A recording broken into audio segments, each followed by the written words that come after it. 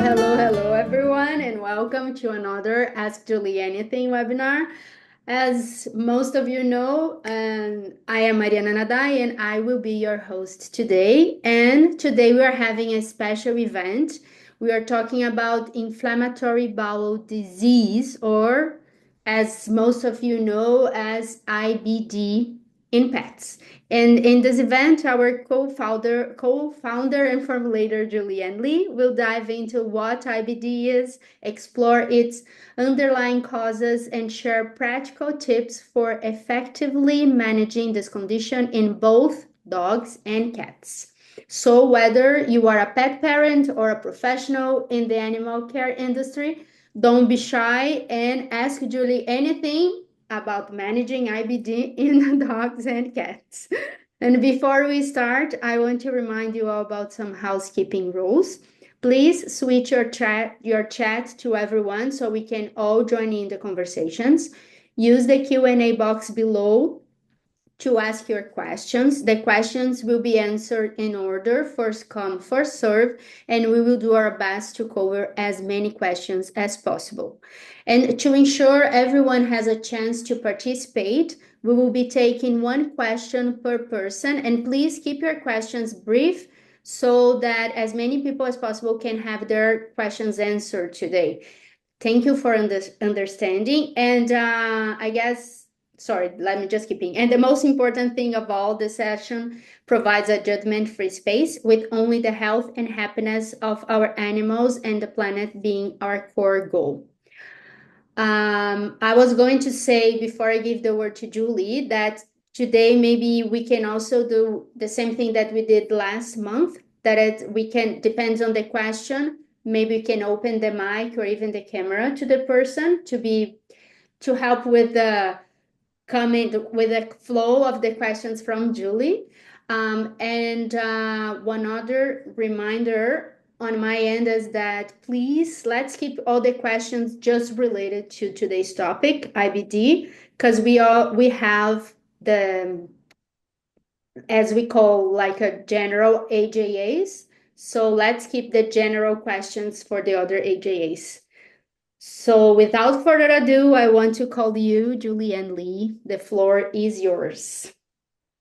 Hi, everybody. So, like usual, when I'm doing these things, there's so much content.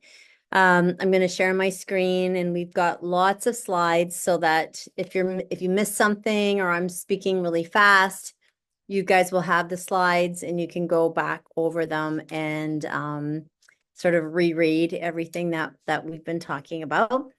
So I want to just say it's a pretty personal journey for me with IBD and in animals. I had a lot of them at my clinic. Like I saw so many inflammatory bowel disease cases at my practice. It was crazy.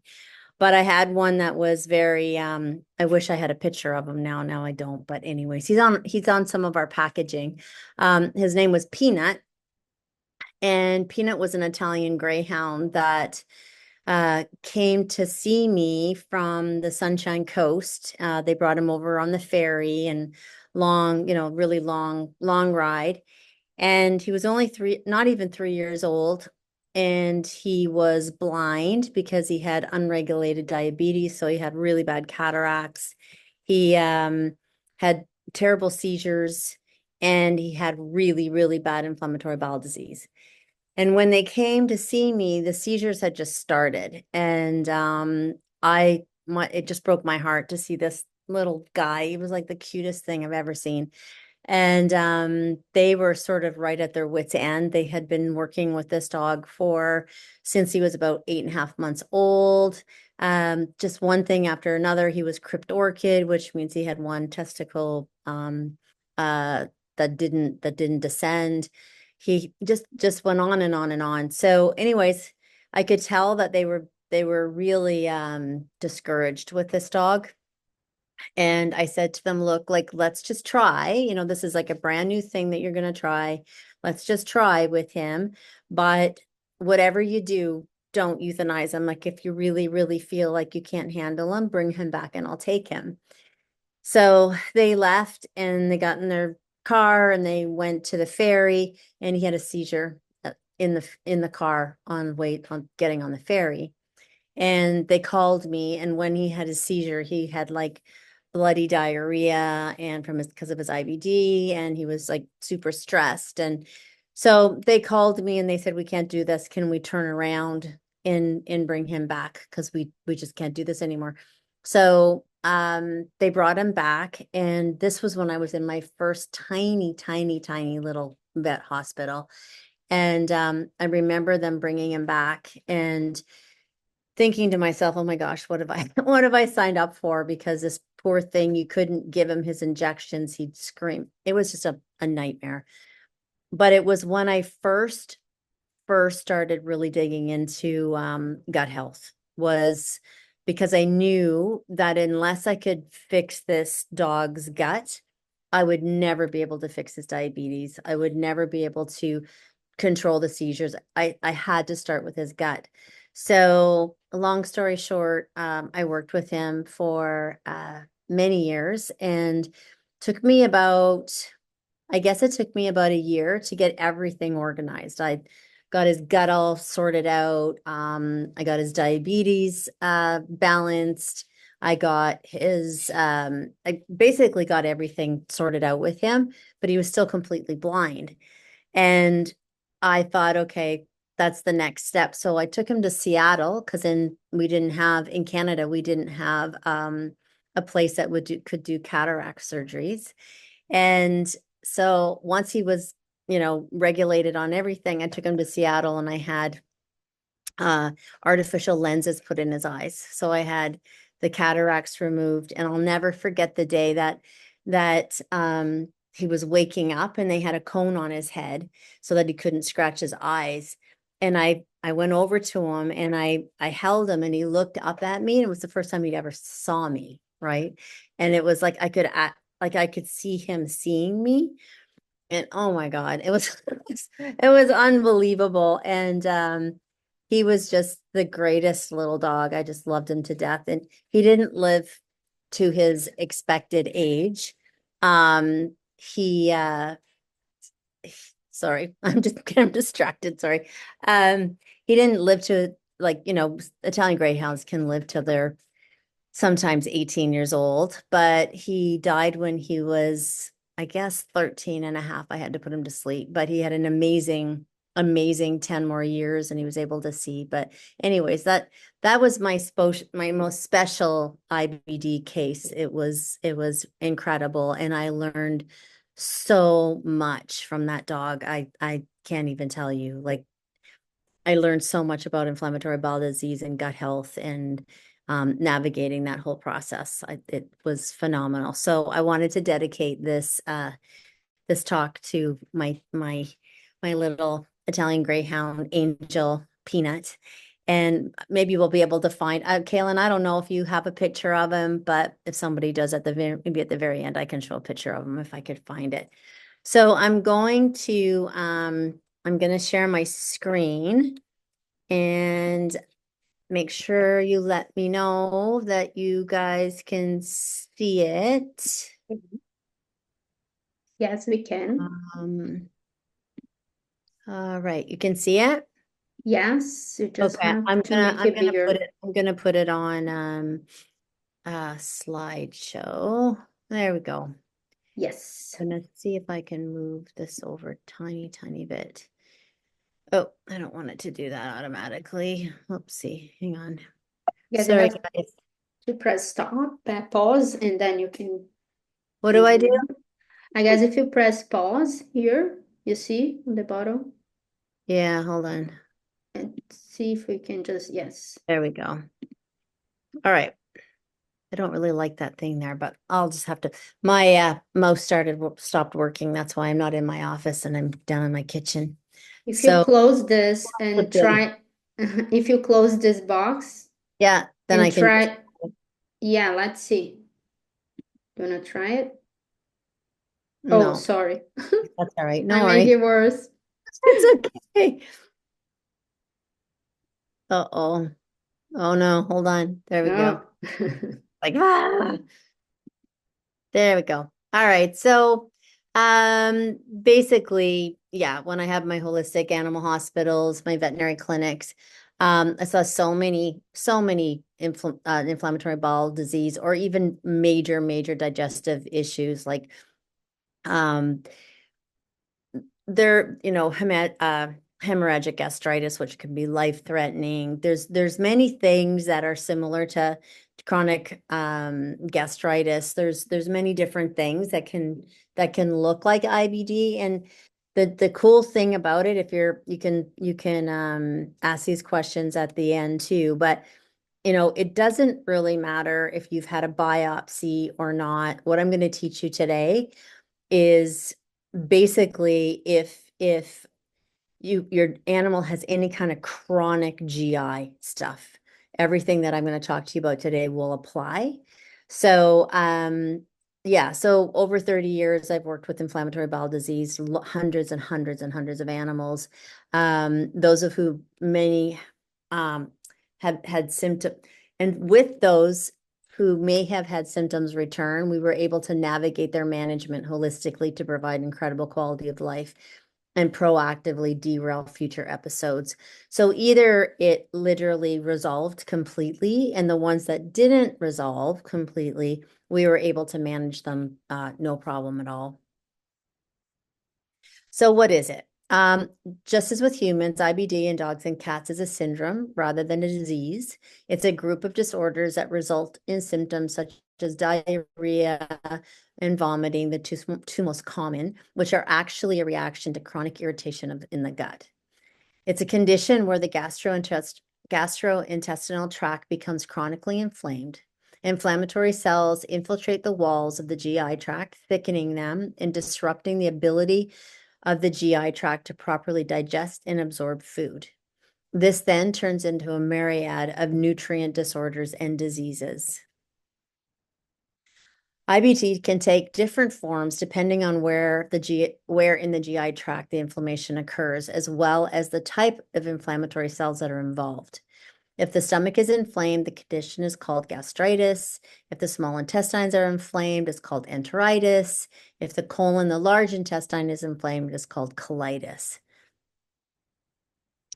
So common signs of IBD is vomiting, diarrhea, weight loss, change in appetite, lethargy, and abdominal discomfort. I would add to that too back pain. So sometimes if they're sore over the top of their back, but lower down just above their hips, that can also be a sign. So the exact cause of it is not fully understood, but it is believed to be complex interplay of genetic, immune system, and environmental factors. Potential triggers for IBD include dietary sensitivities, so certain ingredients and processed pet foods may trigger inflammatory response. Allergies, animals can develop allergies to specific proteins or ingredients in their diet. Immune system function, an overactive immune system may contribute to chronic inflammation in the gastrointestinal tract. The microbiome being in balance. So disruption of the balance of gut bacteria can play a role in the development of IBD. Animals can have a poor microbiome from birth if the mother has a compromised or unhealthy microbiome herself, or if she has a low diversity of bacteria. Additionally, intestinal bacterial overgrowth may be a culprit. Drugs and toxins. Medication, exposure to toxins such as pesticides can also compromise the gut. Routine deworming, it's a massive one. Stress and boredom, environmental stressors, changes, or history of trauma can contribute to the onset of IBD. Boredom can lead to stress, and these can exacerbate the symptoms. So remember that the gut microbiome is a community of friendly and unfriendly bacteria in the gut. And I have to say that the majority of animals that I saw had all of this. Like the causation, I would say almost everything that I just read would have been causations of it. And the stress and boredom piece, it's like with animals that are really sensitive, it can actually cause it. And for animals that are that already have IBD and already have IBD symptoms, stress and boredom can cause them to have flare-ups, can cause them to you know, sort of like derail off of a months and months of being okay. They can go through a really stressful time and bingo, there it is again. So how do we manage it? There are several things to consider when it comes to helping manage IBD. So focus on the gut. My main way of working with IBD is targeting the gut in the integrity of the mucosal lining and looking at supporting all the related symptoms of the body. This includes the liver, pancreas, kidneys, immune system, the brain, mental health, and more. You want to decrease the inflammation and repopulate the correct bacteria of the gut. Probiotics and natural anti-inflammatories, I'll cover that in a little bit, play a major role in this.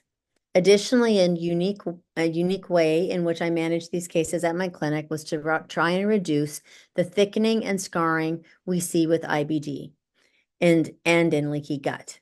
The scarring can continue to cause major health issues, including malabsorption of food, etc. I did this using specific homeopathic remedies, and we'll talk about this too in a little bit. Porcine, cartilage, calendula, thiocyaninium, and arnica. These are all found in our gut seal. It's available in our leaky gut protocol.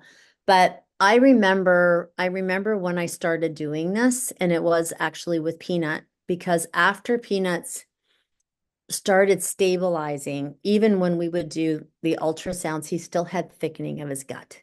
So his gut was maintained being thick, and he was going sort of up and down, but he was maintaining a half decent stabilization in comparison to what he was like. And then I thought to myself, okay, like this was like a very, very long time ago, before leaky gut syndrome, before any of that. And I thought, okay, well, how do we get rid of this scarring? Like, I wasn't really particularly way back then thinking, oh, that's the mucosal lining and that's the leaky junctions and it's this and it's that. I never was thinking about that. I was thinking about, if there's that much scarring, it's going to decrease this dog's ability to absorb all of the antioxidants, everything that I'm doing to try to maintain his or decrease his immune system or not decrease it, but balance his immune system. So immune modulate him. And I knew I wouldn't be able to do that if he wasn't absorbing the macronutrients, micronutrients. He wasn't really absorbing anything. And you could tell still by the way he was acting, his hair coat, etc. So this is when I started really looking at, how do we support the integrity of the mucosal lining and decrease scarring.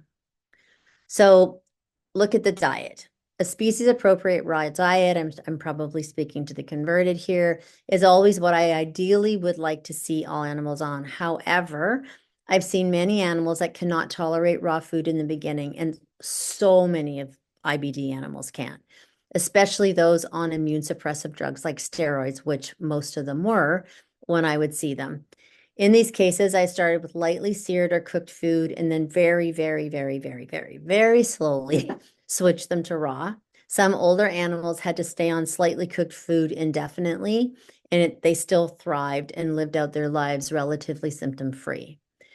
Tracking any dietary triggers is very important. I can't stress this enough. And if you know certain foods seem to cause a flare-up, remove those from the menu. Not just food though, guys, like anything that causes a flare up. So, tracking, I always tell people to make sure that they have journals. Write down when your dog or your cat has an episode. What happened? If you're writing almost like a daily journal, you can be like, oh, okay, well, that's my cat is getting IBD flare-ups 2 days after I don't get home until midnight every Tuesday night because I have to stay at work, or I go to something, whatever. Or isn't this interesting? The next morning after being at daycare, my dog gets this flare up or whatever. Like, there could be a gazillion different things. Knowing what causes them is so helpful. one thing we always do is we recommend staying away from kibble. Kibble's really dry, moisture depleted. The diets are a huge detriment to your pet's overall health. The chronic long-term dehydration that comes from eating dry diet puts your animals, especially cats, at risk for the development of chronic kidney disease.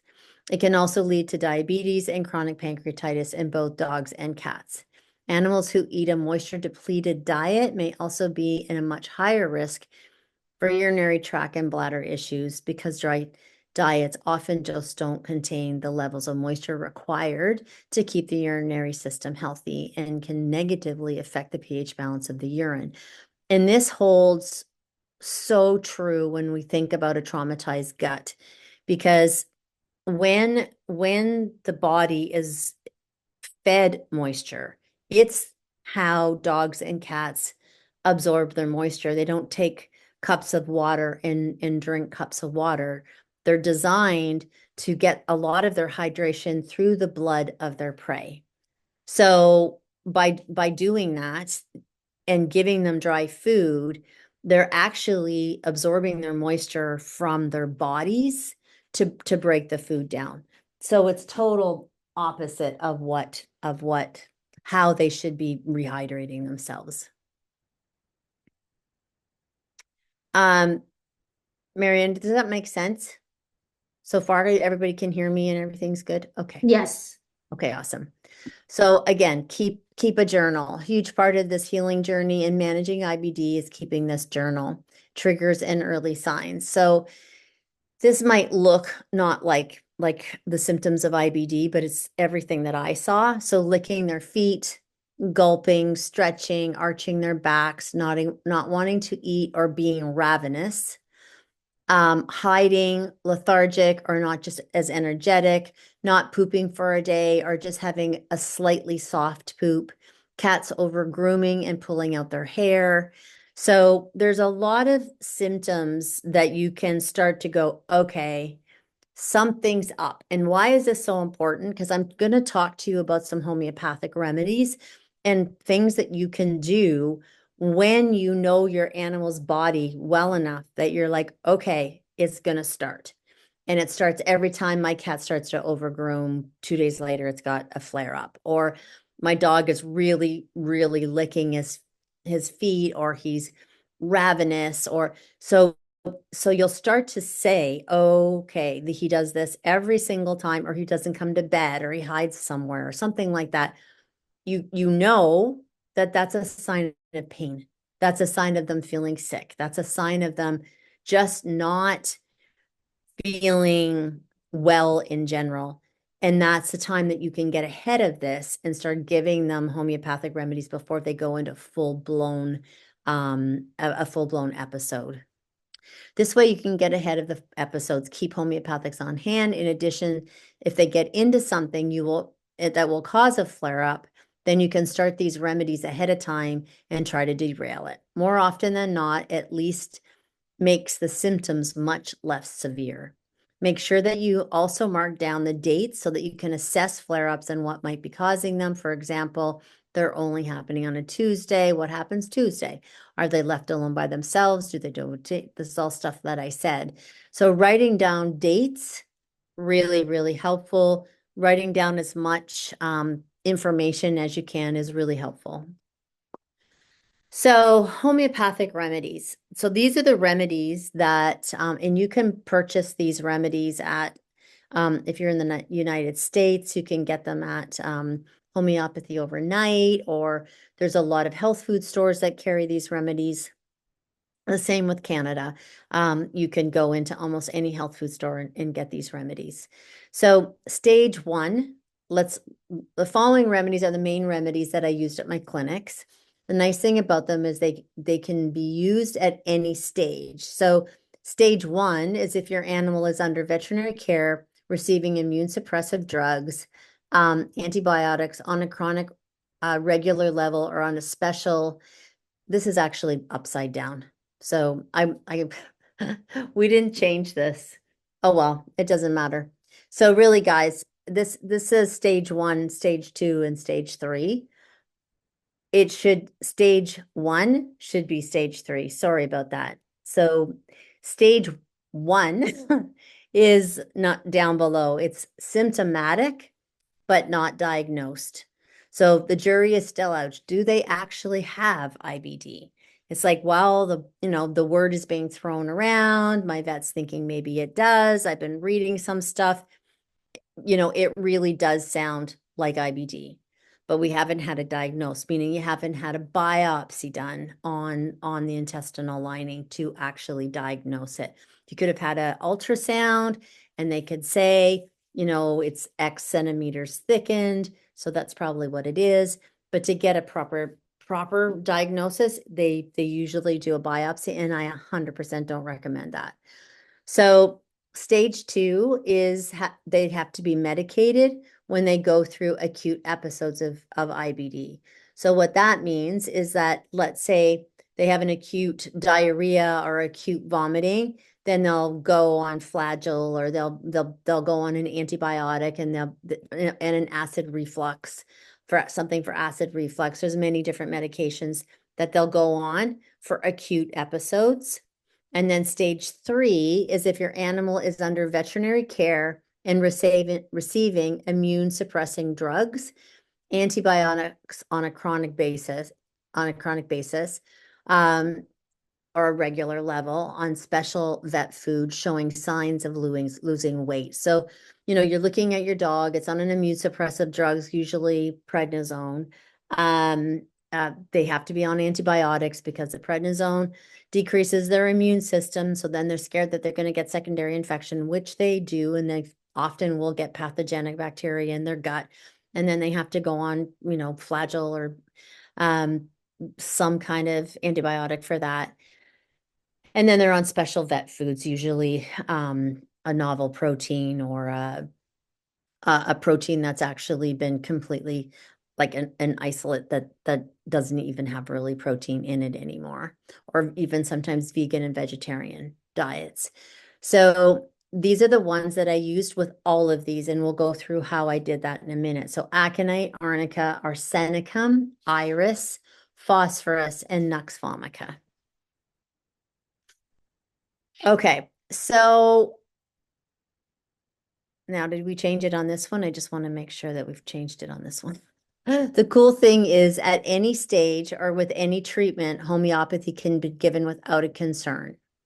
So hold on, I'm just going to read it 3 times a day to start asking your pet to incorporate on the. I'll make sure to update before we send it out to Okay. everyone after the webinar. Yeah, thanks, Mariana. Okay, so let's go down to stage 3 again, because that really is stage 1. So in stage 3, which is stage 1, you can start these remedies in attempt to derail any symptoms. You can use them every half an hour 3 times, and then every hour 3 times, and then 3 times a day till the symptoms resolve. And then, of course, also incorporate other protocols, diet, anti-inflammatories, right now. So if you're in that stage 1 where they're throwing that word out, and the slightest thing that they pick up off the floor, or your cat just gets some different food and all of a sudden they have an episode, this is what you can do. And but right away with stage 1, start to incorporate diet and anti-inflammatory herbs, which we're going to go through as well, but that can be started right away. In stage 2, if you use these remedies, often your animal won't need to be medicated. So stage 2, we are trying to get these symptoms resolved before they go into stage 3. So stage 2 is the one where they're having these symptoms, they're getting them fairly regularly, but not regularly enough yet that they're put on steroids and stuff, but regularly enough that you have to take them to the vet. They go through a course of antibiotics and maybe some medicated food a little bit or something, but they're not on chronic drugs every single day, or immune suppressive drugs every single day. So what you're trying to do with this is balance them out so they don't go into stage 3, so that they don't get that bad. So what you can do is you can use it every half an hour, 3 times, just like we said below.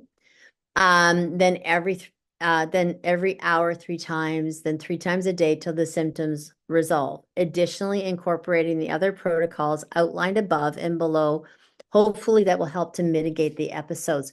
So it's very similar to stage 1, like almost the same, but you're probably going to have to use it more often. And in stage 2, that's when the journal is really important. So it's like, okay, we know this animal probably has IBD or something similar to IBD. And now we know that 2 days before they get a flare up, they start licking their feet, or they start scooting their bum, or they start to gulp, or they don't want to eat, or they're picky, or they're ravenous. You can start these remedies proactively or prophylactically to try and mitigate it so that the episode actually doesn't start. So stage 1 is probably mostly it's like, oh gosh, now we're in an episode. Stage 2 is one, that it's not just one episode, right? So stage 1, I'm trying to really, help you guys decide what stages you're in. Stage 1 would be a dog that's maybe had pretty bad diarrhea and vomiting 2 to 3 times a year, right? Or 2 to 3 times in that year. Or when they get it, they have to be medicated. Or when they get it, it's like, oh, it's pretty bad. Stage 2 is definitely it's having it, it's going in, but it's not skinny yet. It's not affecting really its quality of life. It hasn't started losing protein or anything weird. Like it's just definitely the words are being thrown out around there. So stage 3, you can give all of these remedies 3 times a day and start to ask your vet about starting to incorporate all the things in this presentation that we're going to talk about: diet, anti-inflammatory herbs, etc., with the hope that you will be able to reduce the drugs and your pet will remain asymptomatic. So in stage 3, you're going to put them on these remedies, and you're going to do it 3 times a day, just routinely, whether they have explosive diarrhea, whether they don't. Then you're going to talk to your vet.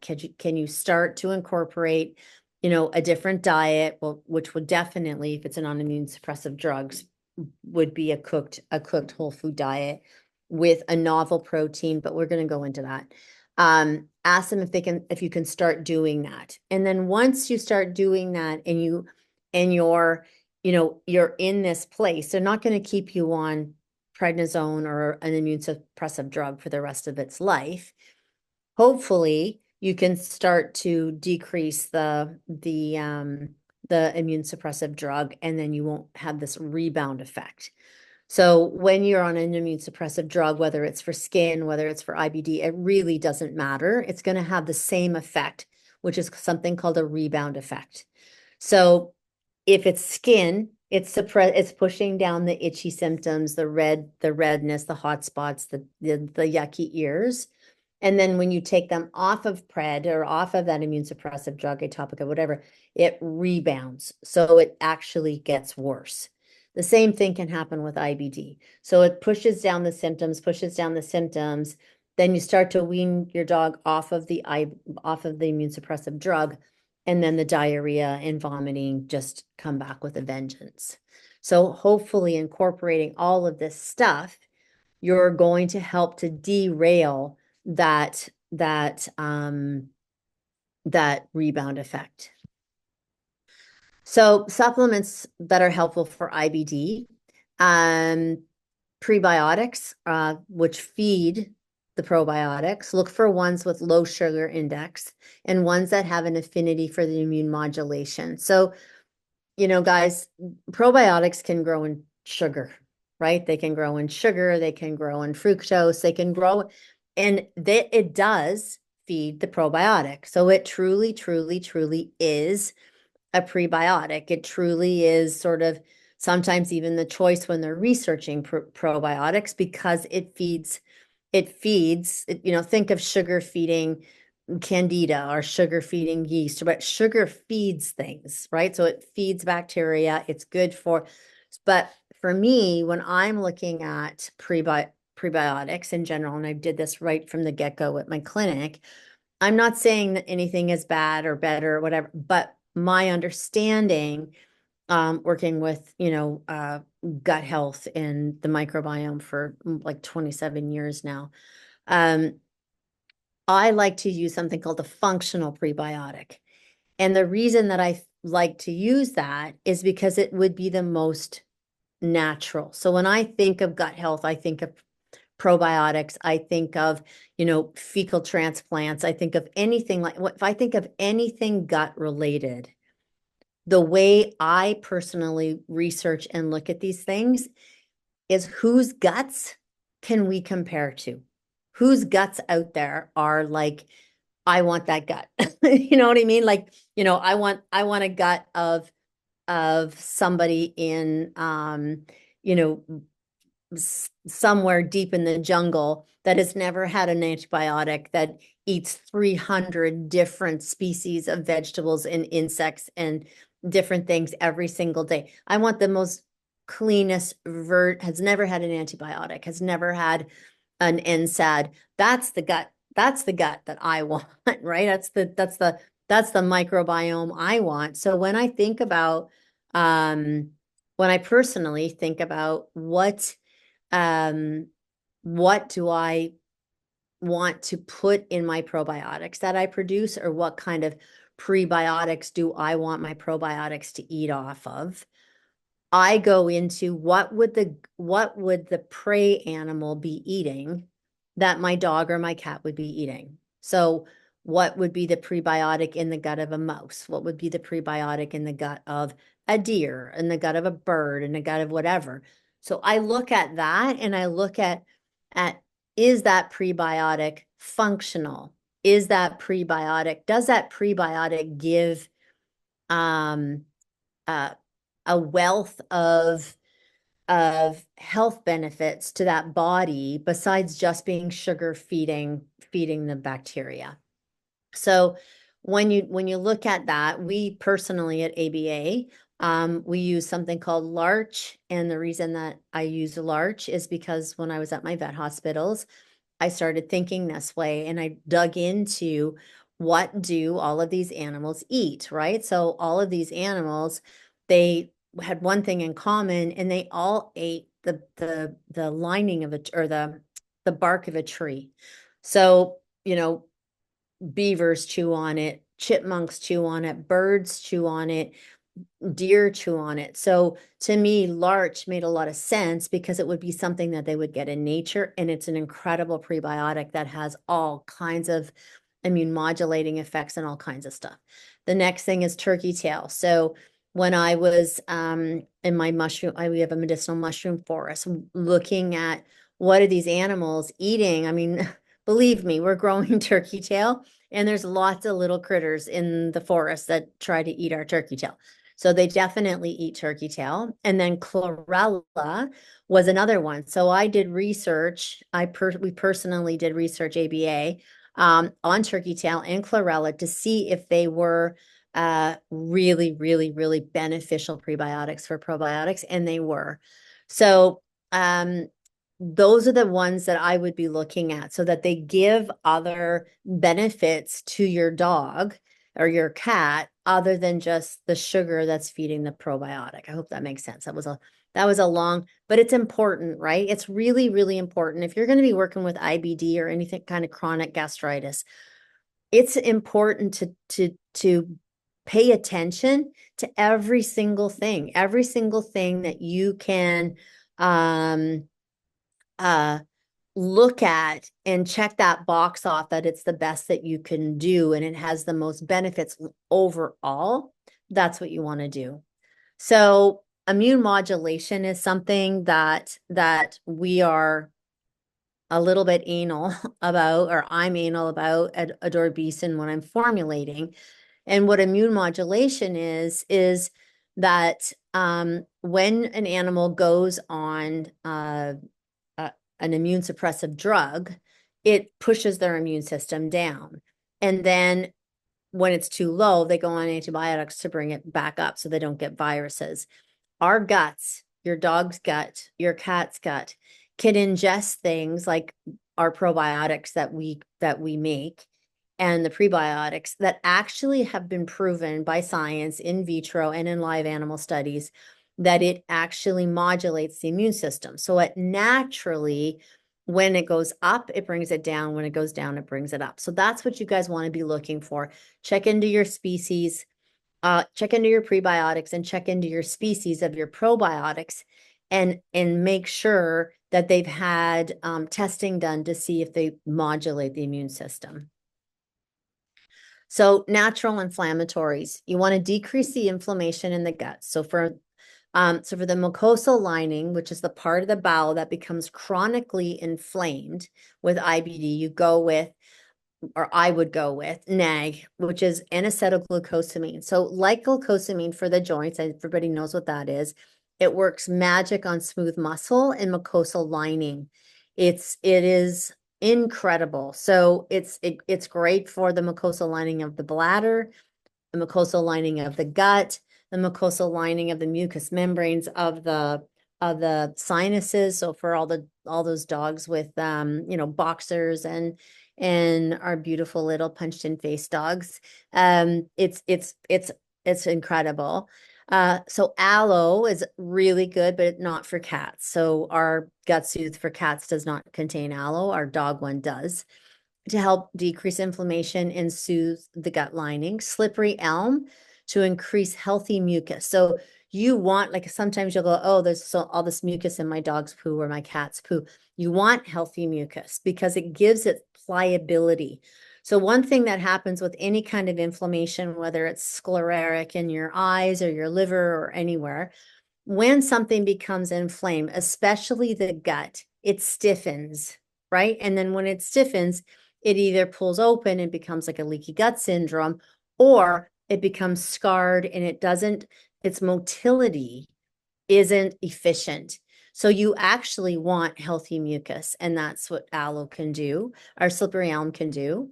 Marshmallow root is something that soothes it. Licorice root is similar to slippery elm, where it increases the healthy lubrication. Like it's there, the smoother the better. And that's all in our feline and canine gut soothe. So all of those in the amounts that we make them came from my vet clinic. So this is what we would recommend. We would make it actually at my clinic and give it to animals and prescribe it for animals with IBD. So probiotics, again, supports the guts, repopulates beneficial bacteria. Find the most diverse strains. So that's super, super important. Of probiotics, you can look for these characteristics. So we're missing one here, actually. We have one called Soil and Sea. That should also be on there, or is it on the next one? No, it's back there. Okay, so you want to look for ones that are backed by science that show that they can survive in the acidity of an animal's GI, which is really, really different. So I want to say something, because for those of you that know me, you know that I'm really into species specific probiotics, but we do know that the human probiotics do work. I mean, we know that through empirical science and empirical proof. I use them in my clinic, like our 14 strains is not a species specific. I use those strains in my practice and had wonderful results. The reason that we've gone into species specific probiotics is just to raise the bar a little bit, but to also add as many diverse bacteria as we can, and to be 100% sure that it maintains its viability in the acidity of a dog's gut or a cat's gut or horse or whatever strain that we're using. That they can defend and inhibit dangerous pathogenic bacteria from taking over the gut. So that's a really important one. So pathogenic bacteria like Clostridium, E. coli, Salmonella, it's just waiting for its opportunity in a gut that is compromised for it to move over. I'm coming in, and they just take over. So our wolf in our phytosflora and our felix flora, in our equine probiotic, we have proven that it helps to inhibit all of those pathogenic bacteria. And that makes complete sense to me, because in the wild, they're built to be ingesting that. They're eating things that have been dogs, they're eating things, and wolves and coyotes are eating things that have been dead for a really long time. So if they weren't built with the correct bacteria in their gut to inhibit those pathogenic bacteria, they would never have evolved. So important for those to be in your probiotics. Support the immune system, and from an immune modulation perspective, we've already talked about that, which we know our roots in phytosflora, felix flora, and equine gutsu does. This can help to decrease inflammation and support the health of the gut lining. But what it really does is it helps to the gut is literally speaking to the rest of the body. So when we say, oh, our gut or our animal's gut is 80% of the immune system, people are mostly thinking the immune system from a perspective of increasing it so that you don't get viruses and you don't get bacteria. But it also transmits and speaks the language to modulate the immune system so that the immune system doesn't go high. And what we see in people, animals today, more than pathogenic bacteria like Salmonella, E. coli, and the like of that, we're seeing an influx in an outrageous amount of autoimmune disease. So that's why the majority of our animals are on immune suppressive drugs. So let me just set okay. So there we go. Phytoplankton. So phytoplankton is a functional whole food nutrition that's easily absorbed in the body. Its cell is smaller than a red blood cell and easy to digest. So I was working with phytoplankton a lot in my practice, and a lot with very sick animals that weren't thriving because their gut was so destroyed. Like whether it was leaky gut syndrome, whether it was IBD, whether, a billion cancer, the list goes on and on. The ability for them to digest and have these nutrients bioavailable for them were really, really, really hard. So I use phytoplankton a lot with animals that had malabsorption. And it's a big part of that merry-go-round of IBD. And phytoplankton is a cell-to-cell nutrition. It's completely bioavailable, which means it doesn't have to be digested and absorbed by the GI tract. It also contains the king of antioxidants, superoxide dismutase, which is an antioxidant that fights free radicals and that create oxidative stress and chronic inflammation. We have a new product out now called Vital Defense. It's a combination of our phytoplankton and chaga mushrooms. So that is something that if you're dealing with an animal that has IBD, it's a very, very powerful way of making sure that your animal is getting nutrient dense cell-to-cell nutrition. Digestives and enzymes, I can't stress this enough to go slow. So digestive enzymes are amazing, but when you're dealing with IBD, it's different than just straight leaky gut, right? So leaky gut, we're dealing with specifically that the junctions of the mucosal lining, yes, they're inflamed, and yes, they stretch. But IBD, we're dealing with this this very, very, very inflamed, angry mucosal lining. And enzymes can be too powerful until the body has started to come back to homeostasis. So how you figure that out is once your symptoms have improved by at least 50%. So your animal is not having like 50%, they don't have symptoms. 50% of the time they don't have symptoms, or they've decreased at least by half. You can start to try digestive enzymes, but you start at a quarter of a dose. Even then, you start on sometimes you can even start, at a 16th of a dose, just a tiny, tiny little amount, and see how they do. Then once the symptoms continue to improve to around 75%, then you can go to half the recommended amount, and then you can work up to a full amount once they're 100% asymptomatic. But again, to me, smaller is better. Like supersizing doesn't fit with my philosophy. So you can just take a sprinkle and see how they do. And it's a lot easier to add more than to go, oh gosh, I really wish I didn't put that much in. So using the leaky gut protocol with IBD. So the reason that we have this in here is because you can use this with IBD. We just have to be very, very careful with the enzymes. In fact, I wouldn't use the enzymes at all until we just talked about, until the symptoms are drastically, drastically better. So hands down, the best thing we have to start working with IBD is the leaky gut protocol.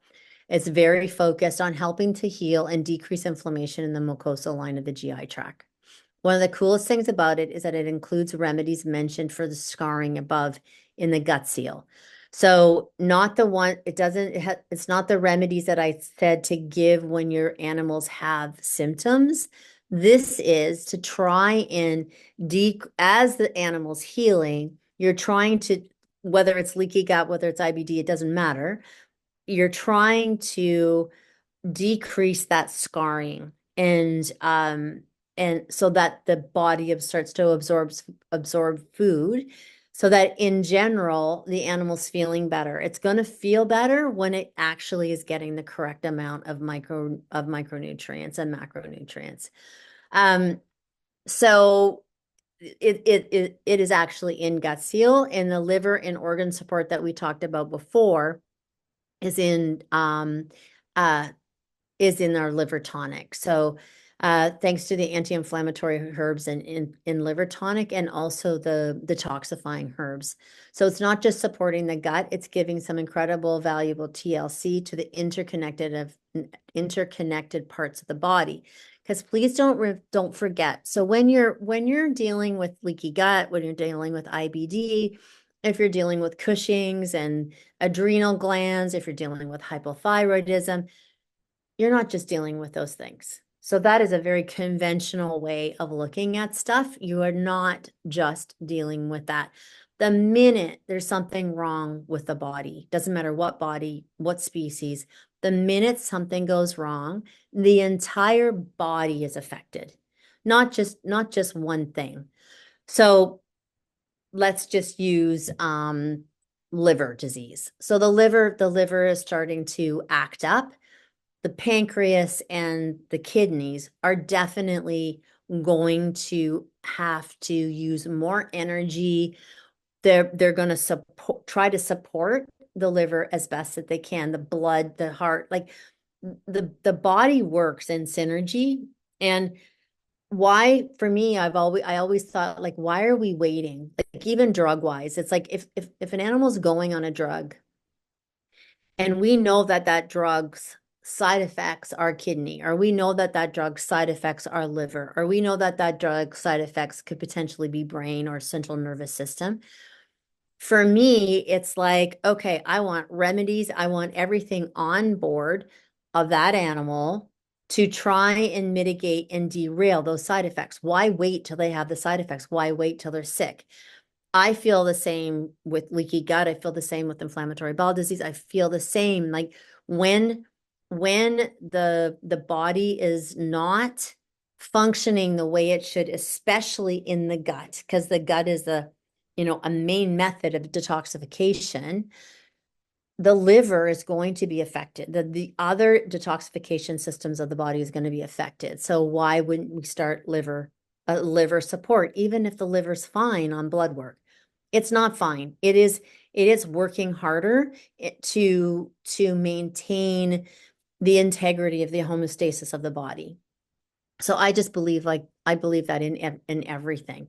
So just remember, if you do choose the leaky gut protocol, follow the healthy gut recommendation I just spoke about. So basically, don't use it. Starting slowly and working up, but don't use it until the animal is at least 50% better.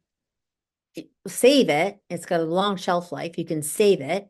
And then as soon as your animal is really showing, major results, 50, 75, 100% better, then it's very helpful to put an enzyme in there.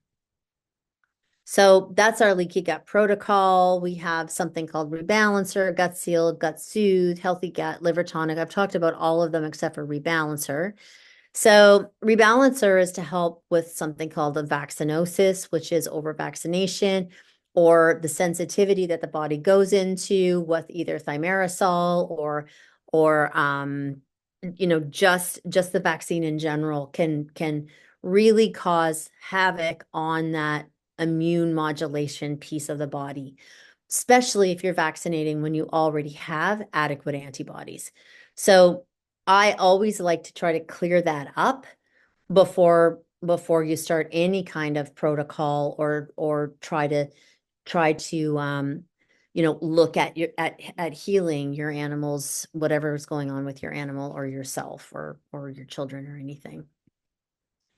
So IBD can be scary to deal with, but it's something that responds extremely well to integrative approach. If your animal has recently been diagnosed with IBD, or even if you've just suspect it, there's a huge chance that your adored beast can live symptom-free for the life of if the disease is caught early.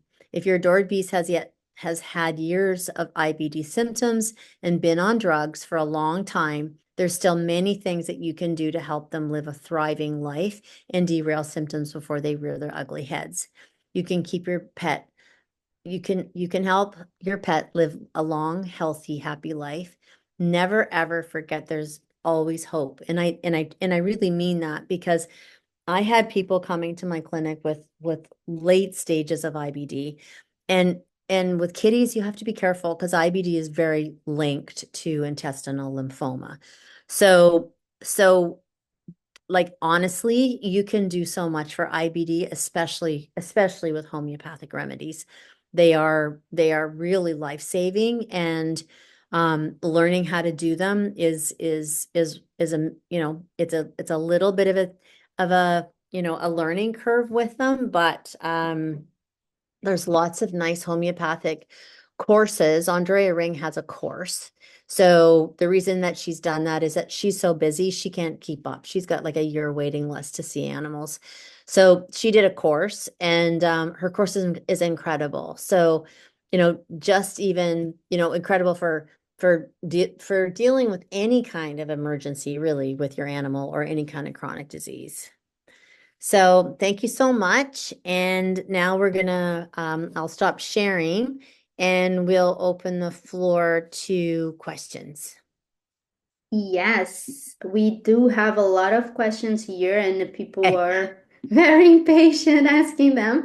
But before we start with that, I just want to share with you all that for everyone that is here today, we have a special gift that we prepare to you.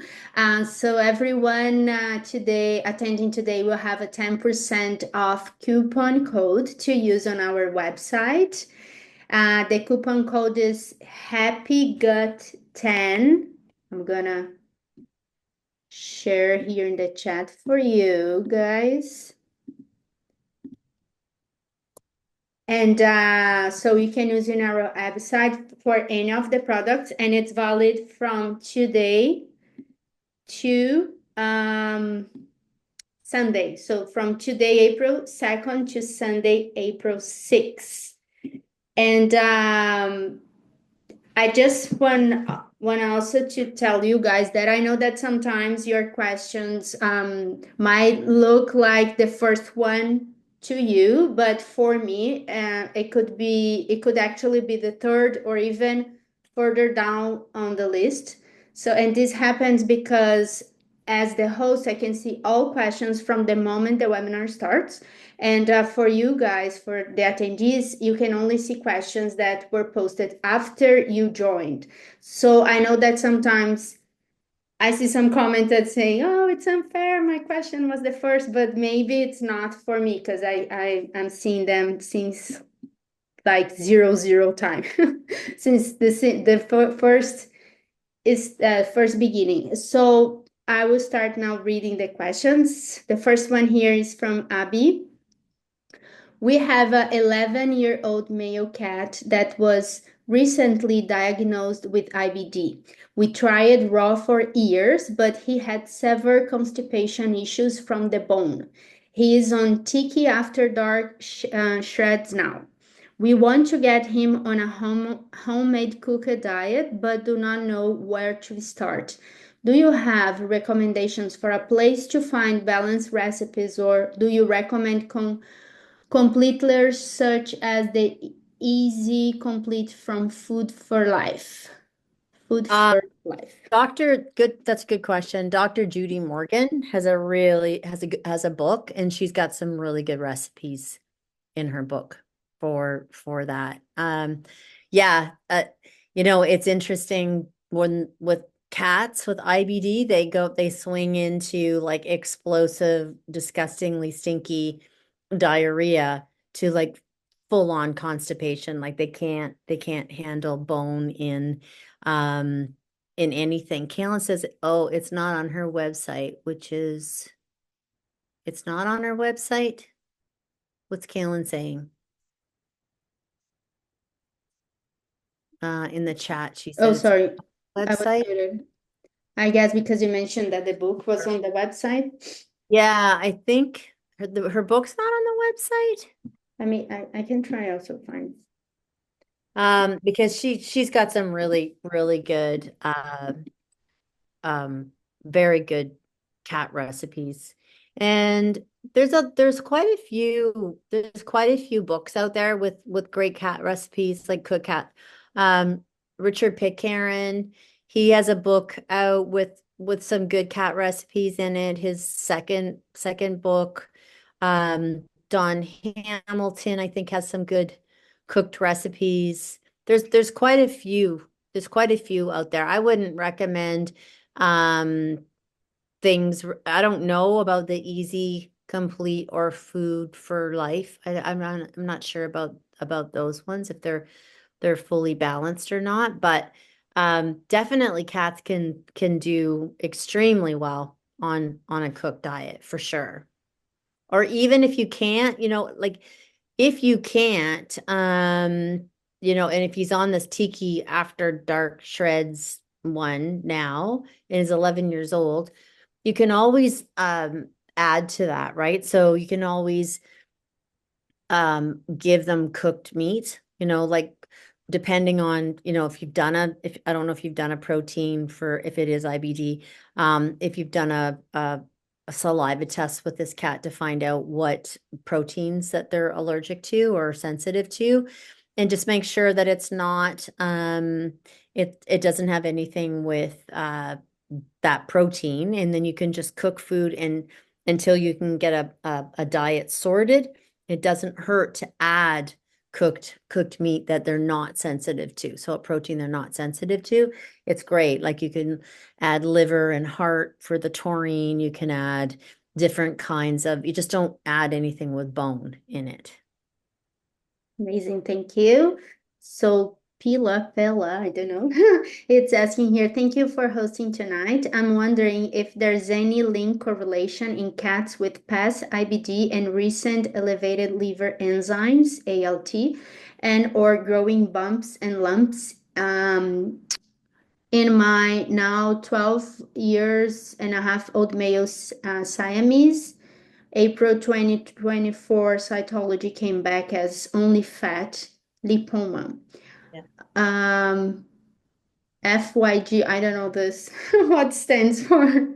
It was many years ago with the IBD diagnosis. Ultrasound, he never had diarrhea symptoms, more extreme weight loss until I changed it from fish moist food and used transdermal prednisolone and eventually tapered him off of that years ago. Hmm.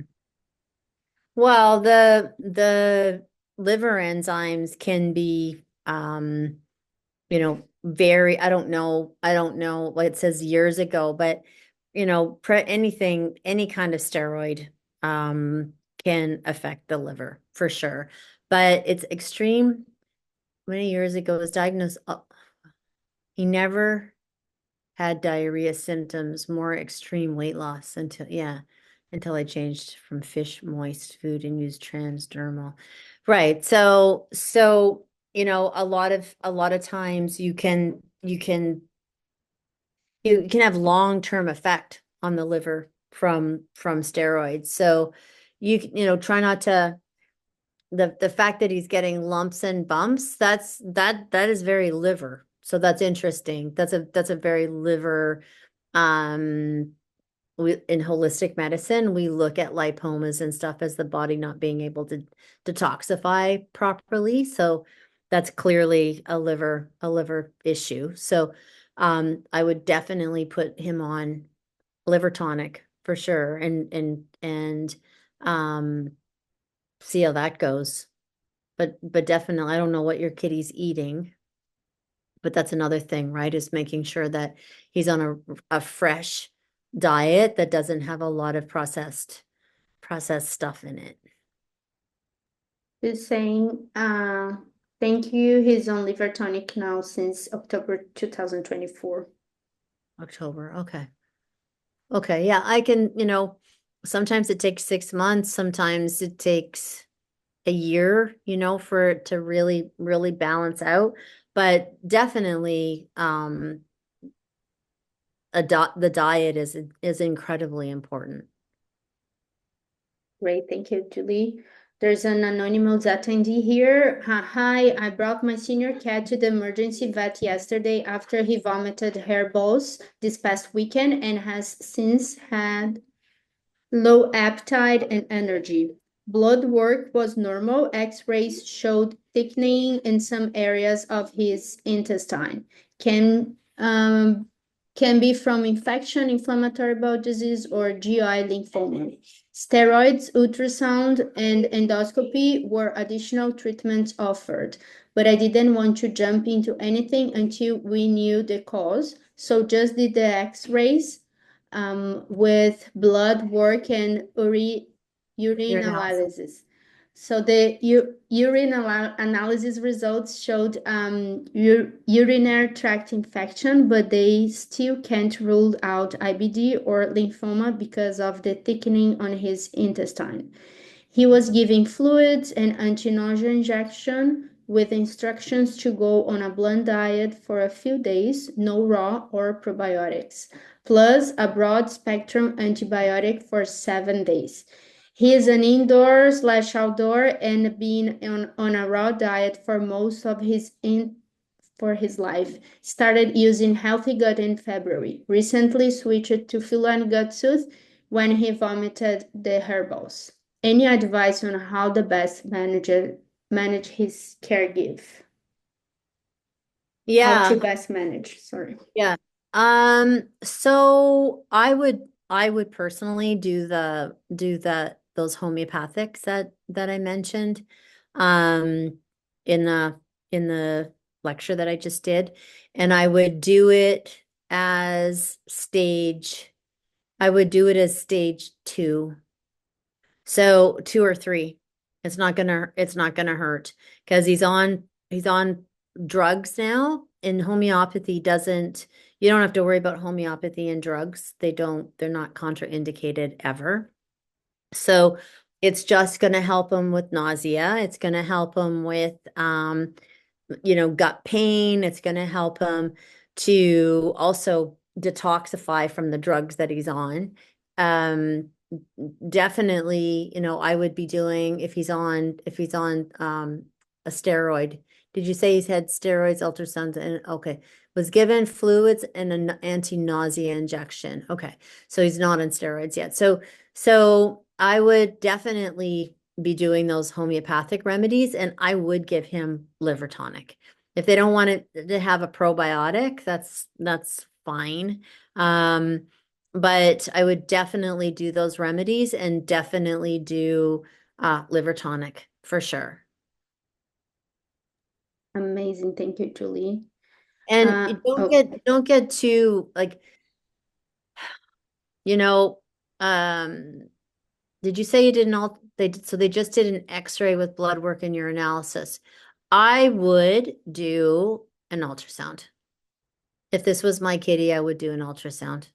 Um, We didn't want to jump into anything we knew, so we just did x-rays with blood work and urinalysis showed urinary tract infection. An ultrasound is going to show you a lot more information without being invasive. And you can tell them you don't want him to have a biopsy, right? So you can for sure say, I don't want my cat to have a biopsy. So you can just do the ultrasound and see. I don't know how old it is as a senior cat. I would be careful with, going down the big drug route or going down a lot of invasive procedures and having your kitty then have side effects of the drugs and this in the invasive. It depends, it really depends on your philosophy. My philosophy with especially senior animals is that less is more. I like to get as much information. I'm a bit of a diagnostic geek, but I draw the line when I think that it's going to cause suffering or create more symptoms than my cat or my dog already has. So I think you can really work with homeopathy with this and like I said, liver tonic. And if you can get to see a holistic vet, that would be super awesome too. amazing. Thank you, Julie. Kate is asking here, what's the best diet for preventing managing IBD for senior cats? Mhm. You talked a little bit about diet before, but I don't know if there's any difference for Yeah, seniors.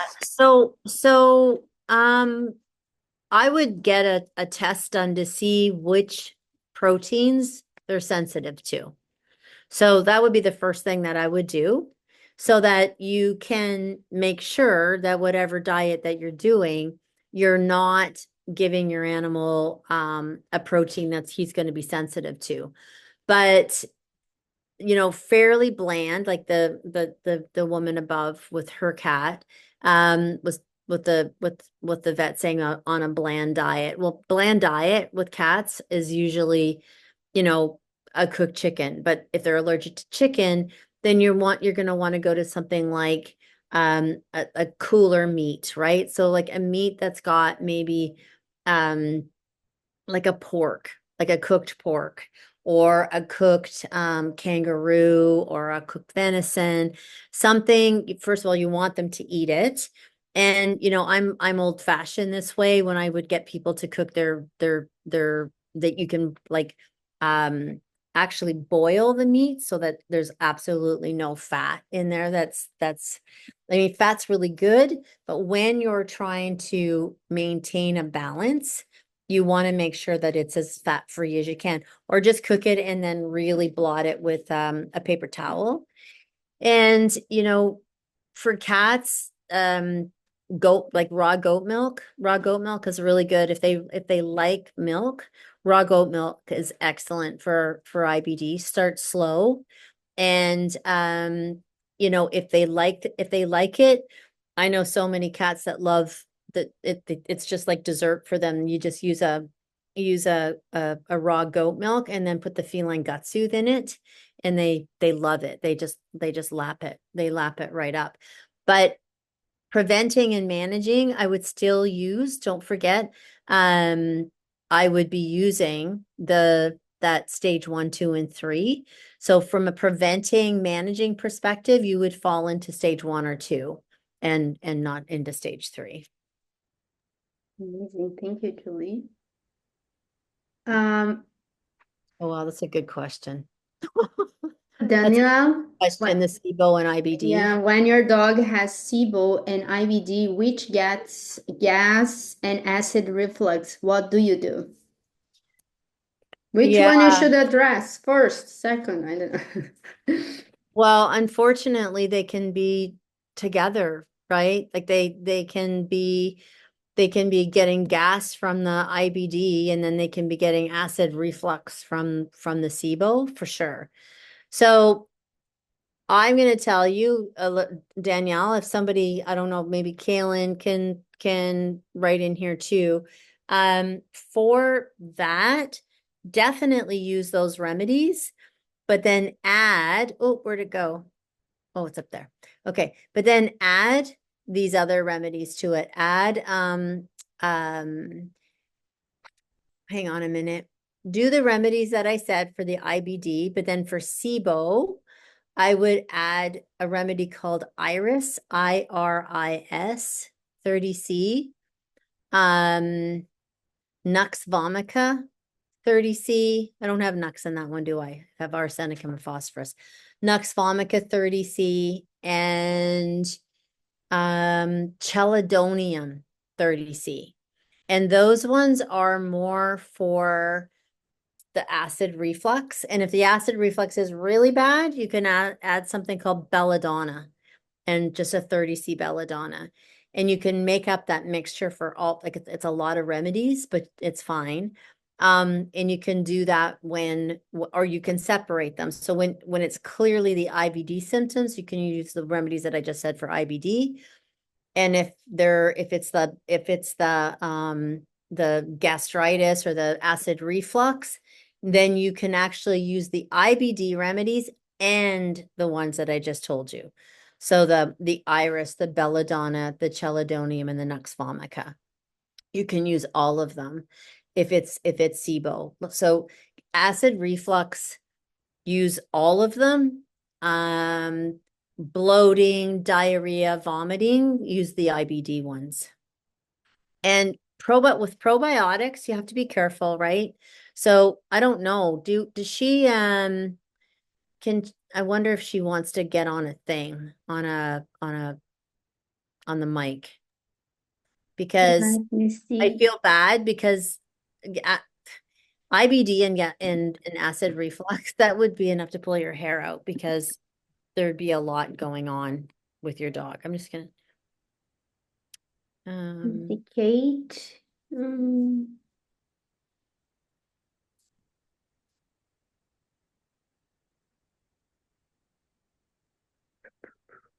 Trying to find her here. can you find her? Well, I just Yes. want you Kate found A, allowed to talk. Hi, Kate, can you hear us?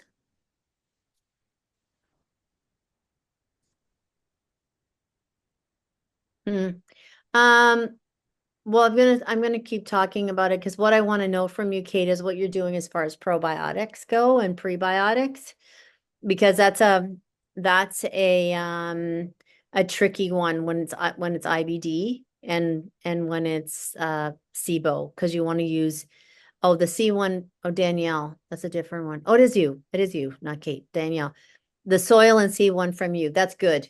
That's actually really good. You could also use the wolf. And the reason that you can use the wolf is the prebiotic is turkey tail. So it's different. It's different than your regular. The ones you want to really, really stay away from is anything that's got sugar or fructose in it from a prebiotic perspective, because she has no gallbladder. Oh, that's interesting. So definitely, if she's got no gallbladder, give her put that chelidonium in it. 100 million, and the iris, 100 million%. That's from Danielle, right? Yeah, sorry, I messed up. I will allow Danielle. Sorry, Danielle. How many do I give? Can you hear me now? I can hear Yes. you. Yeah. Hi, thank you for taking my call. Yes, she has SIBO. She has no gallbladder, and after she had her gallbladder, everyone says everything's going to be fine. That's not the case. So I've been dealing with this for the last year and a half now, and I did do the probiotic that you guys recommended, and she's actually on the healthy gut as well. But that's the thing, I still come up against exactly what I put in there, the gas, the bloating, the uncomfortable with her. Yeah. Yeah. So do you find the healthy gut helps or doesn't help? Yes, I actually do. I actually do think it does help. And I think the probiotic does as well, but I have to be careful how much I give her. Yeah. Because if I give a little too much, and maybe that's not the case, but sometimes if I gave a little too much and I noticed later on in the day that it was she was a little she didn't feel so well. It may not have been that. You can't blame one thing, but so I limit it just a little bit, and I do it through her whole food. So I don't just give it a one big scoop. Like everything gets distributed throughout her food the whole day. That's good. Yeah. So you could I wouldn't change too much when you're starting the remedies because then you're not going to Okay, know is it the remedies right, or right. is it what I'm going to recommend. But I would get those remedies into her and Okay, I would do them all. I would just okay. And then and how many do you just do like a couple little pills? Like my vet actually said put a couple in water and give her a couple squirts a couple times a day. Is basically what she said. Because I yeah, don't think with homeopathic there isn't really. My doctor always says there's not really. It doesn't matter how much you give, really. If it that makes doesn't sense. matter. No, what matters is the repetition. Okay, okay, Because how often that you give it is making it stronger, not how okay, many pellets that you put in a water. okay, If you put 10 okay, pellets in the water, you could put 100 pellets in the water. It's going to stay 30 C or okay, 200 C. okay, Now, in your dog's case, I would be giving aconite and arnica. I would be giving arnica 200 C, not okay, 30 C. And okay, with like I would do the iris, the chelidonium, the belladonna. I would do all of it. And you put about 3 pills of each one in a okay, cup full of water and let okay, it dissolve, put a lid on it, and then refresh that cup every 3 days. okay, okay, And give her about a mil of it. Like get a okay, syringe and just squirt it around in her mouth. What is she? okay. She's a Chihuahua. Wow. Oh gosh. So you might only be able to give half a mil. A mil might be too Yeah. much for her. Okay. So and give her half a mil and Okay. do it if she's acute, like if she's gulping, do it like every 15 to 20 minutes. Like do that acute one, right? You do it every 15 to 20 minutes and then you do it every half an hour and then every hour. It's in the Okay. Okay. slides that you're gonna get.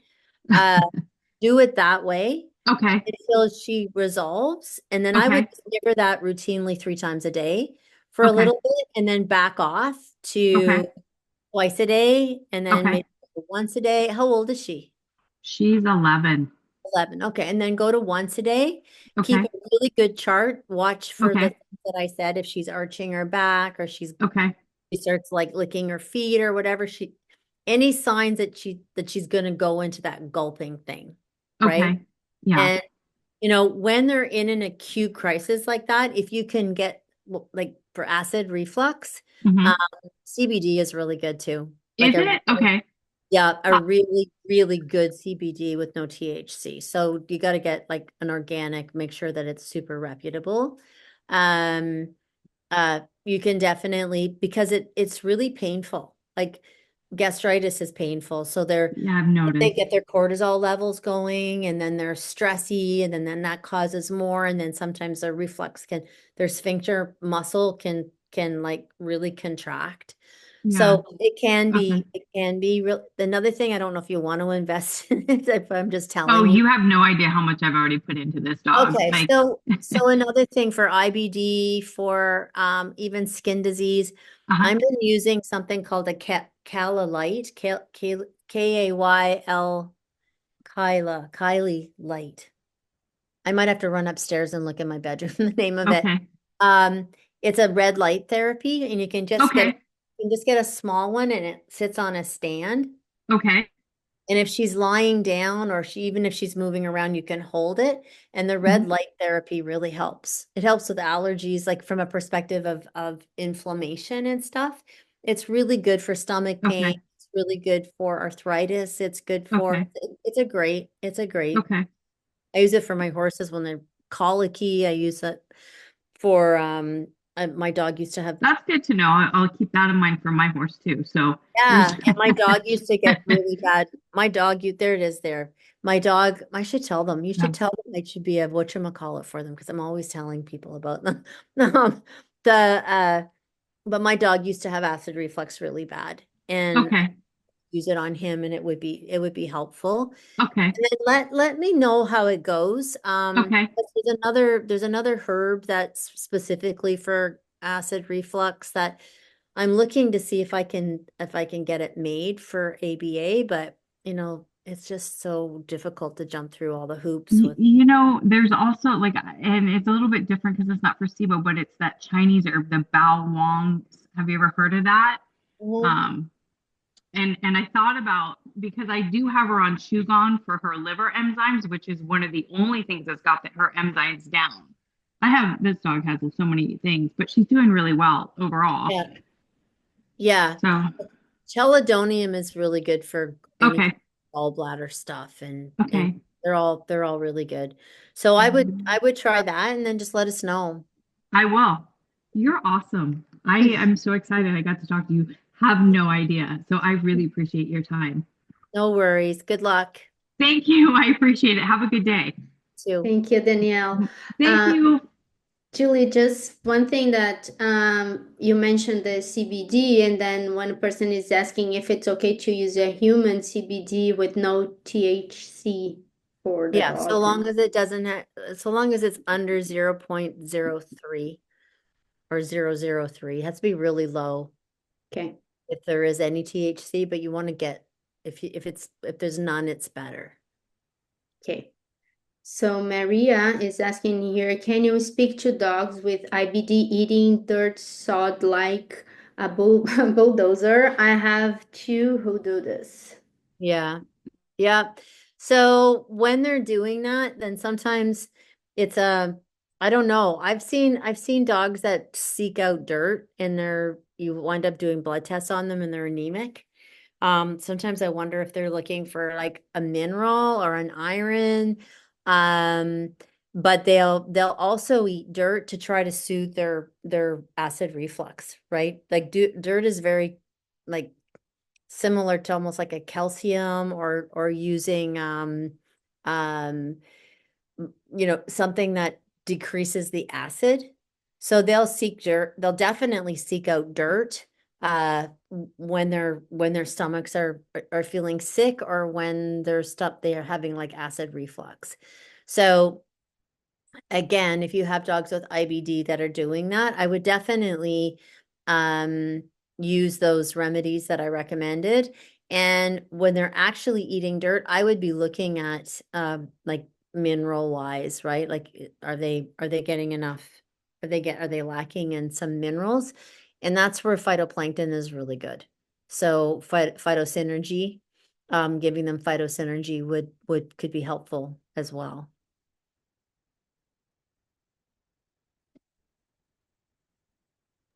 Thank you. Um, Annalise is asking here, can IBD show itself as constipation as well? Yeah, especially in cats. That's Yes, it a can. fast one. Patricia is asking, hello, I'm new here. So hello, Patricia, welcome. My cat, Emily, is about 14 and has IBD. She has been on prednisolone 0.2 ml daily for about 2 years now. Just started on Felix Flora and Liver Tonic, 1 time a day, starting slowly. Omegas to be added soon. Can she be weaned off? Thank you. Well, first thing that I want to look at is just be careful with omegas. Make sure that it is like the highest quality. Because if you get omegas that are have any kind of rancidity in it at all, you're going to get some major relapses going on. So omegas are really great for IBD, but just make sure that they are pristine in that there's no way that there's any rancidity. So I would actually recommend a human omega if you want to actually have an omega. Yeah, I would be very careful with that. Now, can she be weaned off? Only, I would say only with your vet for sure. Like your vet has to be the one that weans them off of anything to do with pred at all, or any kind of steroid. And I would put more things on board before I would even put more things on board than Felix Flora and Liver Tonic. I would be definitely putting Gut Soothe, feline Gut Soothe on board so that because Felix Flora is great and Liver Tonic is great to rebalance, to support the liver, especially when she's on prednisolone. Like you definitely want to support her liver. But Felix Flora is great because it's got fulvic and humic acid in it. It's got the feline strain, but Gut Soothe has all of those herbs that we mentioned, all the anti-inflammatory herbs, which is really good. So I would maybe alternate. So I would do like 1 day Felix Flora, 1 day Gut Soothe, 1 day feel like I would alternate that. And I would also have her on Liver Tonic. And I would, if she's on that and not having any breakouts or flare-ups, I would probably do those remedies. I would start those remedies maybe, once a week even. Just mix up those remedies and give it to her once a week. Once your vet says, yes, it's time, I think we can start to decrease it or wean her off. Before you even start weaning her off, get her on the Gut Soothe and put her on those remedies once a week. And then as they're weaning her off, if you see any signs of her starting to get uncomfortable again, and with cats, before they actually get explosive diarrhea or vomiting, they'll start to like overgroom and things like that. So again, try to get ahead of it. And if you start seeing any of those symptoms happening, start her on those remedies 3 times a day as you're weaning her off. Amazing. Thank you, Julie. Eileen is here today asking, my dog was diagnosed with IBD 2 years ago. He's being treated with both Western medicine and holistically. He is on 5 milligrams of prednisone and has not had a flare-up since last October. He has really bad gas and his poop smells rancid. I'm not willing to change his food right now. Is there anything to give him for his gas and poop smell?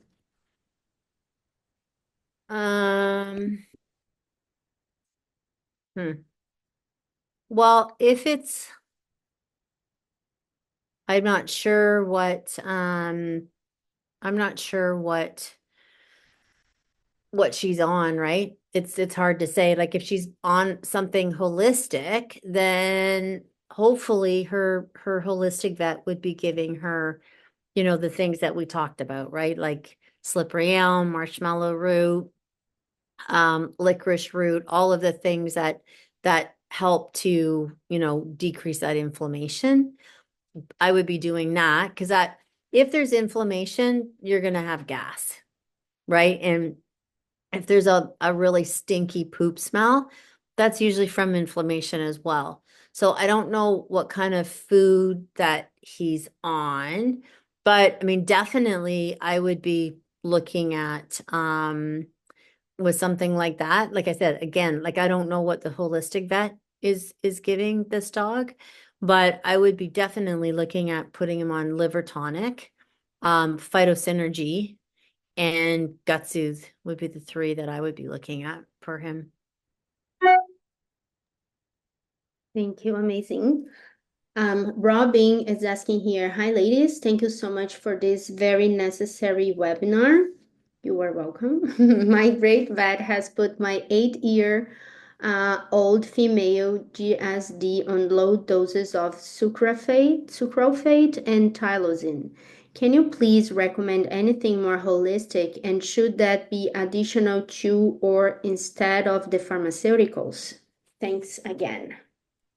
Well, first of all, it's my great vet. So obviously you have a really good relationship with your vet, which is like the most important thing. And if your German Shepherd is on sucralfate and tylosin, obviously it's getting they're looking at decreasing the inflammation upper and lower. So I would work with your vet, and I wouldn't be like, okay, this is going to be instead of this pharmaceutical. But if any of the if any of the symptoms that your dog has is vomiting, diarrhea, GERD, acid reflux, any of those symptoms, then it's not going to hurt to do those remedies that I've recommended. Always tell your vet, like if you're working with your vet and you have a good relationship with your vet, you should be talking to them about it. And then from a perspective of sucralfate and stuff, I would be definitely looking at Gut Soothe, liver tonic, and those remedies that I talked about. And if you can do those remedies, as a stage, if she's on the drugs right now, I would do them as a stage 2, get her on Gut Soothe and liver tonic and phytosynergy. And then I would talk to your vet talk to her vet, tell them everything that you're putting the dog on. And then after maybe about a month of that, start talking to her about weaning him off those drugs. And as you're weaning them off, make sure that they're on the homeopathics. And if you maybe do the homeopathic stage 1, or maybe just give them the homeopathics like 2 or 3 times a week. And then as you're weaning them off, if he starts to show these symptoms, then go right up to like the stage 3 one and give it to them 3 times a day as you're taking him off. I did, but she said she knows nothing about holistic. I think that's what she said, right? Nothing about homeopathics. Okay. Well, yeah, I wouldn't, where'd she go? I did, but she says she knows nothing about homeopathics yet. And she probably doesn't. Homeopathy is a very, very, it's a very precise, modality of medicine. A lot of people can't get their head around homeopathy. It takes lots of education and working with it. But definitely can talk to her about, she should know about liver support and probiotics and, something like phytoplankton. I think she'd probably be able to at least say, okay, well, go ahead and use it. I don't really know anything about it, but give her a chance to go, oh no, I wouldn't use that, or just keep your rapport good with her. It's really important to do that. And you know what? If she wants to reach out to us, she can reach out to customer service too and say, I want to know this about this, or I want to know this about that. We're happy to answer her questions. Yes, for sure. Sarah is asking here, I stopped all guar gum foods and only feed rabbit, venison, and lamb currently. I'm trying to determine if it would be safe to start introducing more proteins now without guar gum. My cat was diagnosed June 2024 and has done incredibly well. Seems like he gets tired of eating the same foods, so would be nice to introduce more, but which ones? And sorry, I have like maybe a dumb question, but it I don't know what guar gum means. It's a, Sorry. it's an additive, Oh, okay. right? It's like they use it kind of like a filler or things that keep things congealed and sort of stuck together. Okay, Uh, makes sense based on the name. Yes. you can get your cat tested. I don't know how easy it is to test a cat with the saliva test, and I don't know whether Gene Dodds does. Kaylin, do you know if Gene Dodds does uh does she do saliva tests with cats or just with dogs?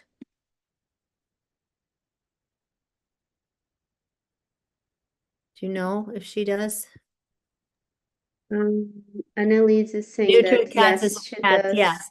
So that, you know what? That's for everybody out there. That's what I would do. Anybody that's dealing with IBD, I would get a saliva test done. And then that way you can 100% determine if your animal is sensitive to a protein. So then your kitty's not going to get, so, you're not going to take the chance of your cat doing so well.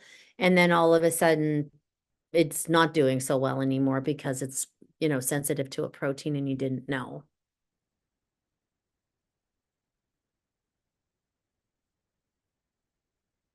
Are there any esophageal components? Sorry, I was just replying someone here in the chat. Okay. Suzanne is asking, hello, are there any esophag Esophageal. esophageal components to Esophageal. IBD? To Yeah, IBD? for sure. I mean, maybe a lot of people would say no, that there isn't.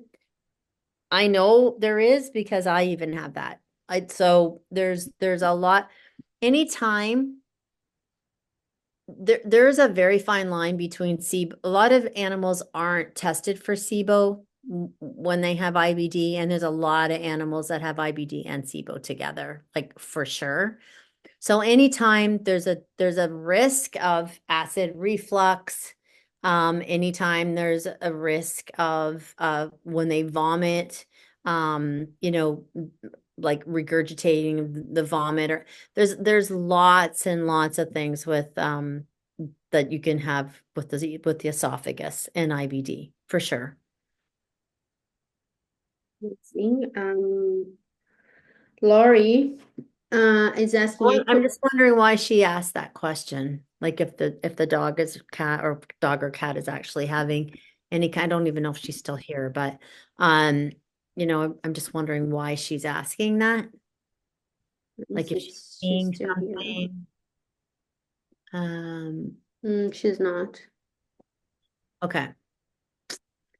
Lori is saying here, I currently use a gut soothe in the morning and the wolf in the night.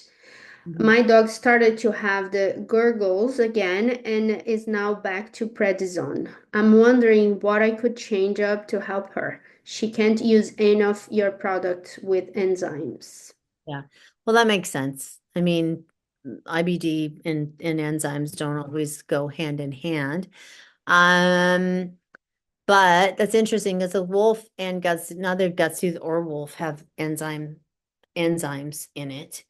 But well, I would be doing those homeopathic remedies that I recommended, and gurgles and things like that. I would be doing, you can do all I can say is if you're using something and it's not working, especially gut soothe, if it's not working, and with the wolf, if it's not working and they're getting gurgles and now so I'm back on prednisone, I would put them on homeopathics and maybe just do gurgles. Hmm. Well, if you want to use a probiotic, then maybe you want to use soil and sea. Get a probiotic in her that you use predominantly for SIBO, for small intestinal bacteria overgrowth. You could definitely try soil and sea and liver tonic and phytosynergy. But just I would do the remedies. I would do the remedies, especially when they're going to start to decrease the prednisone. I would get the remedies on her.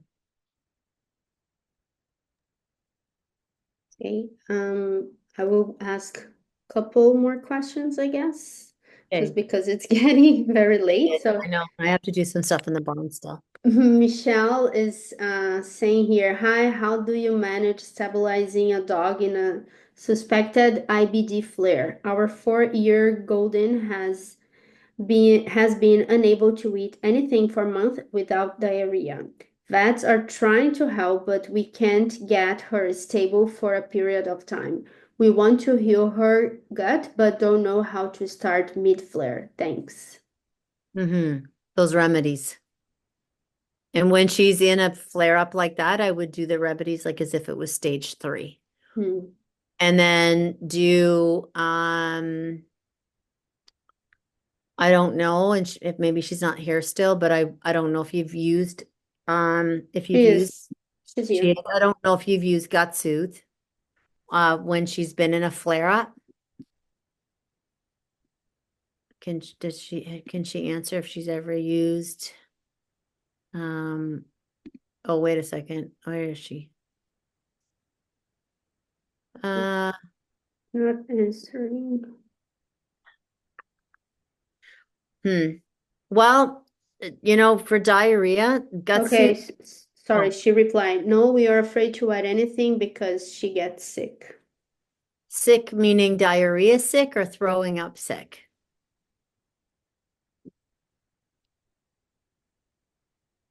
I wonder if she can add. Michelle, can you put that in the chat? Does she throw up or does she get diarrhea? Both, mostly diarrhea, but both. Both. Well, when I'm dealing with severe cases of diarrhea or vomiting like that, I go straight to bone broth or raw goat milk. And I do always add, even if you started, well, no. And I would do a full dose of gut soothe, and I would do those homeopathic remedies 1 billion%. And when she's in a flare up, do the stage 1 where you're doing them really often, like very, very short together. But then once you finish the stage 1, the stage 1 homeopathic remedies, go into stage 3. Like once she's stabilized and not getting diarrhea, keep giving her the remedies like 3-4 times a day. Do them short together, like stage 1, and then if you can get it stabilized or after 24 hours of doing it that way, then go into stage 3 where you're giving it to her 3 times a day. And I would definitely, if you're scared to give her anything, just do the remedies. Don't do anything else. Just do the remedies and see if you can get it stabilized. But if it was my dog, I would be doing the remedies with bone broth and gut soothe. Amazing. Thank you, Julie. So next here is Joselisba. I hope I'm saying your name correctly. My dog here, a Chihuahua, 11 years old, from time to time poops something that looks slimshy and a little of reddish. Then she fasted herself, and by the end of the day, she backed to normal. I found out about COPTs and I tried that immediately solved the issue, but isn't a long-lasting solution. Is this kind of symptoms IBD or more related to colitis? She is raw fat and doesn't take any medications. Mm-hmm. Again, if you want to do from time to time, her poops look slimish and a little reddish. Then she fasts herself. Well, slimish isn't the worst, but the reddish part isn't the greatest. If it's reddish and if it's blood from the reddish, I don't know. I can't say. That's not the greatest thing, that's for sure. I found out about Coptis and I tried it. I don't know what that is. that immediately solve the issue, but it isn't long-lasting solution. So again, if she's in that place, you can do those homeopathic remedies like stage 1 for stage 1. And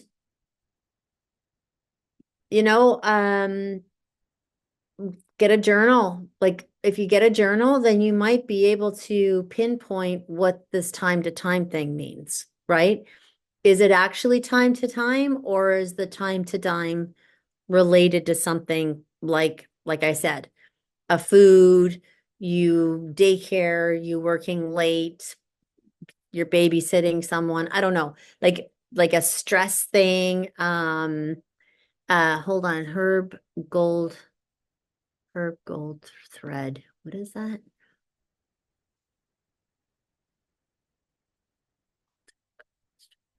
Okay. So yeah, I could see, I mean, Chinese herbs are great and they're really great for in the moment. I'm not familiar with that one, but the homeopath keeping a journal, seeing what triggers her, and then using the remedies appropriately. But if she's got that slimy reddish, that sounds like there's inflammation somewhere. So I think I would definitely be doing alternating probiotics. I don't know if she's on probiotics, but I would definitely be alternating some probiotics with her. Probably Gut Soothe and maybe Gut Soothe and Phytoplankton probably would be the two that I would use, and I would alternate them. And she's on Healthy Gut and Slippery Elm. Okay. So Healthy Gut is pretty intense, right? So Healthy Gut is an enzyme. I don't know whether I'd have her on Healthy Gut every day. If you want to use an enzyme, I would probably alternate it. Like I would alternate Gut Soothe, Healthy Gut, and Phytoplankton. Then go back on to Gut Soothe, Health. And I would do it like that. I would alternate them do one day, one the next day, and one the next day. I'd also put her on liver tonic. That's what I would do with her. And then get those herbs or those homeopathic remedies. And if she goes into one of those things, then try and see what triggers her so that you can try to derail them with the remedies. Amazing. Thank you so much, Julie. And yes, like I mentioned before, it's getting very late, and today was also one of the days that Julie was helping a lot on the farm. So I bet she still have some work to do before she goes to bed. So I'm wrapping up the webinar right now, and I know that we still have some questions to be answered, and I totally understand how frustrated this can be. So for those who didn't get their questions answered today, please join our community on Facebook, the Doorbeast Collective. You can post your question there, and we will be glad to help you. Our team is always there, looking the questions and trying to answer. And when they don't know the answer, also they can ask Julie anything during the work days. I want to thank everyone who joined us today. And of course, thank you, Julie, for all your knowledge sharing and for all the time that you spend with us. I don't know if you have any final words. Yeah, just hang in there. Like GI stuff is a big one, and it's can be very scary and frustrating and painful for the animals. But like Mariana said, our customer service group is incredible, and they get all kinds of questions, and if they can't answer the questions, then they come to me, and I get to them as quickly as I can. We're trying, it's been a very crazy month, but we're trying to get some more extra questions from this to do in videos. So maybe really try and keep we have everybody's emails from the webinar, Yes. right? we do. So if we get a couple of these questions, because there were so many questions still left. Yes. Maybe, Mariana, we can on maybe Monday or something, maybe we can do a video with, with Mm-hmm. Some a of the big questions. group Yeah. of these questions. Yes. And then send out an email to everybody that was on the webinar and say, Julie answered a bunch more questions on these videos, and then Mm-hmm. they can get their questions answered now. Yes, we can definitely try to do that. Amazing. So, okay, thank you again. And I wish you all a great night. And remember to subscribe to our newsletter. You can sign up on our website to get all the info about Outdoor Bees, our promos, new blog postings, and future Ask Julie Anything sessions. And don't forget to use the Happy Gut 10 to get 10% off everything on our website until this coming Sunday. So from today to Sunday, just put in the code here again. And that's all. Goodbye. Have a great night and stay safe, everyone. Bye. Bye.